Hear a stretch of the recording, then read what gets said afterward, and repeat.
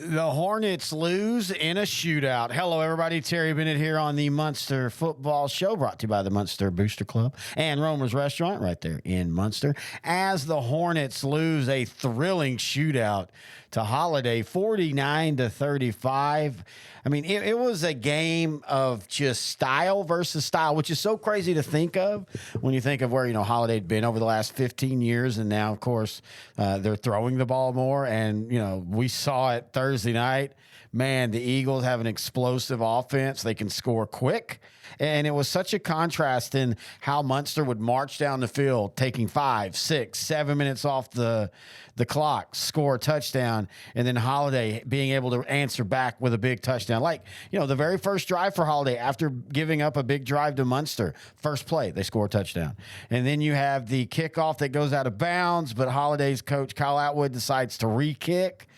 They end up taking that to the house, kickoff return for a touchdown. And it was just a unique game of Muenster style versus Holiday style. And on this night, Holiday style won. But I tell you what, man, very impressed what Muenster did offensively against a really solid Holiday defense. Maybe not as good as they were last year, don't get me wrong, but they're still a really good defense, and they're going to cause some problems in 3A. And I think for the most part, this was a very positive loss. I know that's always a weird thing to say, but I think this was very much a positive loss for Muenster, and they've got to feel good about where they are, especially, again, offensively. And defensively, man, they were just getting beat by some really good dudes over there for the Eagles. As always, we're going to be talking to the head coach of the Muenster Hornets, Coach Brady Carney. We'll talk about that loss to Holiday.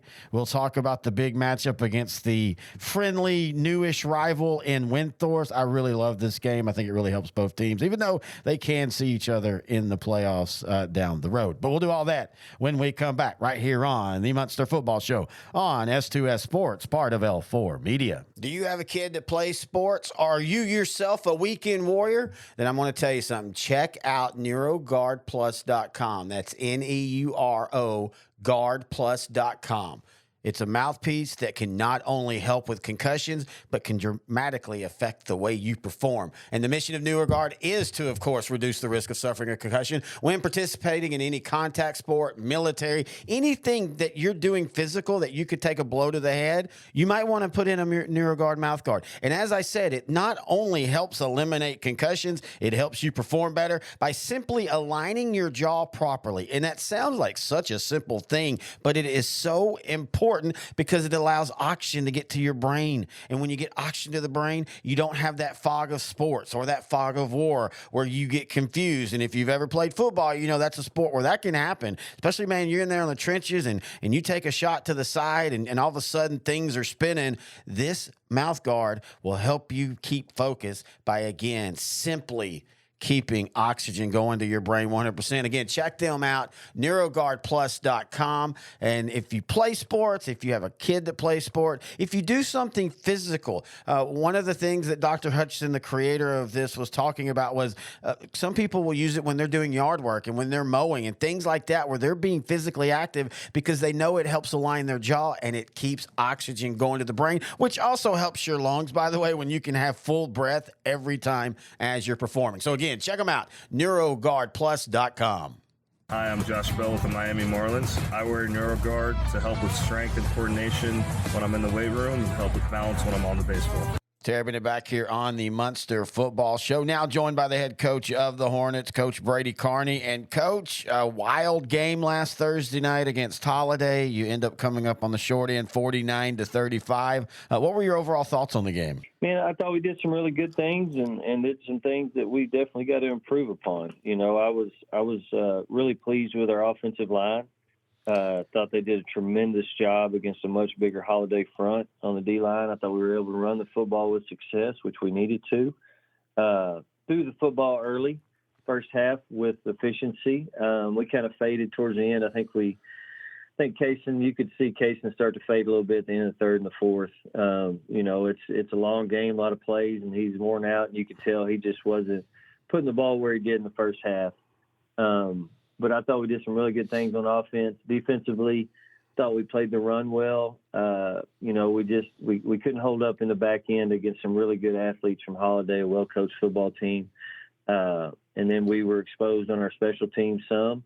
But, like I told the guys, I'd rather be exposed and figure out what we need to fix in week 2 than have that same exposure in week 8 when it really matters. You know what I'm saying? So we were able to see some things that we needed to fix and get fixed, and we've got time to do that before district starts. So we don't ever like to lose, but, man, I thought we got a lot out of it.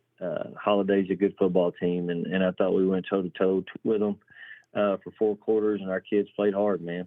As a coach, it's got to be frustrating when you're in a game where your offense, you have those long, good, sustained drives, and then Holiday would just answer back with a big play. Yeah, it killed us. We opened the game with like a 6 or 7 minute drive and finished with a touchdown, come back and give up, we got dive bombed, and the freaking second play or so from scrimmage. And, man, it takes all the wind out of you. If we could make them earn it, when we play these big games, you got to make teams earn those things. You just can't give them those explosive plays. And we gave 3 or 4 huge explosive plays up, and it's going to be hard to be successful if you give those kind of plays up. You can look back to Collinsville last year, played well against those guys, but you look back, we gave up 3 or 4 explosive plays for touchdowns. You may give up 1 a game. That's okay. You can live with that. But when you start creeping into that 3 and 4 range, man, that's 20, 28 points you're giving up off explosive plays and not making teams earn it. So that's one of those things we've got to be better at for sure.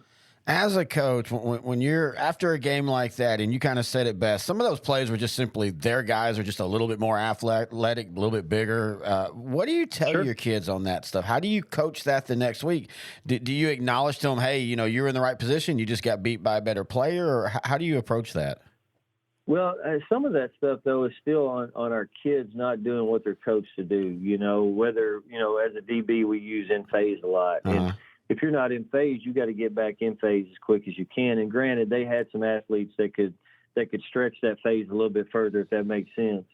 But as a DB, we're not flipping our hips fast enough. We're letting them get on our toes a little bit too much and not able to stay with them. It's always been said, if you're kind of even with the DB, you're leaving. If you're even, you're leaving. And if you're not flipping and getting turned, it's just some things we weren't doing that hopefully we can get fixed. But, like I said, I thought we played a really good team, a really good, big, physical football team. We played them tough. And as a coach, you're not too negative with your team after they fought the way that they fought. You just got to carry that.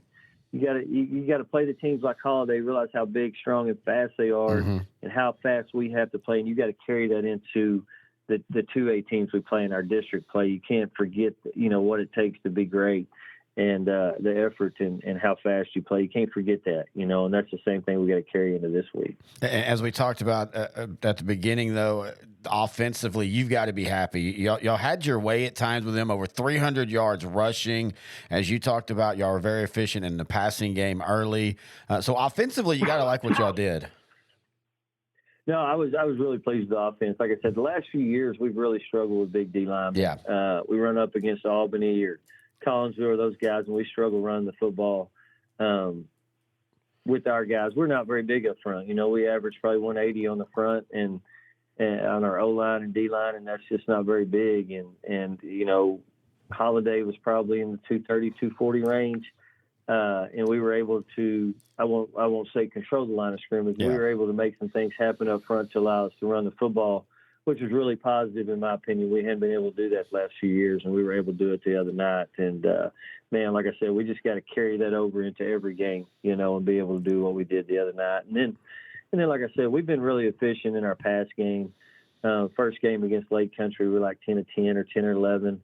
Probably started out, 70% in the first half the other night, and then just kind of faltered. But Garrett Hess made some huge catches for us. He's a threat for us. Caden Clement, Hayden Flyman. We had some dudes that are catching the football and doing some good things. But no, overall, offensively, I think we felt pretty good about ourselves, but you can't feel too good. You got to get back to work and continue to get better. When you play a Thursday game on Friday, are you going out scouting? You know what? I came up here, so Sacred Heart played Era, and that's right here in town. So I came up and watched those guys play just to see Era play. But in today's world with the huddle and all that stuff, man, you get the film. So there's a few things you can pick up, but I don't get out just a ton. I did come up and watch the first half of that one just so I could see Era play. Coach Barron went to Windthorst, had some guys go to Lindsay. So yeah, we were out and about.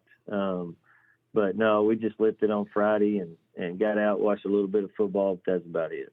All right, you take on a well-known team this week in Windthorst. The Trojans on the year 2-0. They had a really good win against Wichita Falls City View last week. When you look at the film, what are your thoughts on the Trojans? Man, first off, this is a good football team, and they always are. They're well coached. Coach Tackett and Belcher, Coach Stark, Cavazos, all those guys do a tremendous job with them. The one thing that you see now is that they are starting some young kids. And anytime you start young kids, man, they're going to get better. Each week they're going to get a little bit better. They're going to pick up the speed of the game. Some of them are used to playing JV football, so Friday nights are a little bit faster, and they're going to get accustomed to that speed. And you just see a team with some sophomores that are big up front. Really good quarterback in the Belcher kid. Brock's a really good player. Jackson Stark's a good player. Got a handful of good running backs. And then on the defensive side, they're very physical up front. Got a couple of really good linebackers in the middle and just play really solid football, man. But I think what sticks out is their youth, starting some sophomores. And, you worry about a team like that because they're going to just get better each week, each outing. And come playoff time, man, they're going to be a really, really good football team. And they're already a good football team, but they're just going to continue to get better. And like I said, we've got to remember the effort we put forth against Holiday, how fast we played, how physical we played, things we did, and then, of course, fix the things we did wrong and get that worked out this week and continue to get better. But, no, it's always fun to play Windthorst. Communities a lot alike. We've played them now for a while, and we played them when they were state champions and held our own for a while and beat them last year over here after a big rain delay. And now we go over there, and they're going to be ready to play, man. It's going to be a great atmosphere, and it's going to be a great test for both teams. Yeah, I was going to say, this is, in my opinion, turned into a really fun kind of non-district. I don't want to say rivalry because, you've talked so good about them, and they talk great about y'all. You have a great relationship. But this has turned into a really fun non-district game where y'all can kind of test each other and help each other in a way. Yeah, and you look – I always think about, well, God dang, we're playing them in week 3, and then we may turn around and have to play them in the third round of playoffs. You never know, and that's always a tricky deal. But Coach Tackett always wants to play, and I'm always wanting to play those guys because I know both teams will give everything they got, and it'll definitely make both teams better.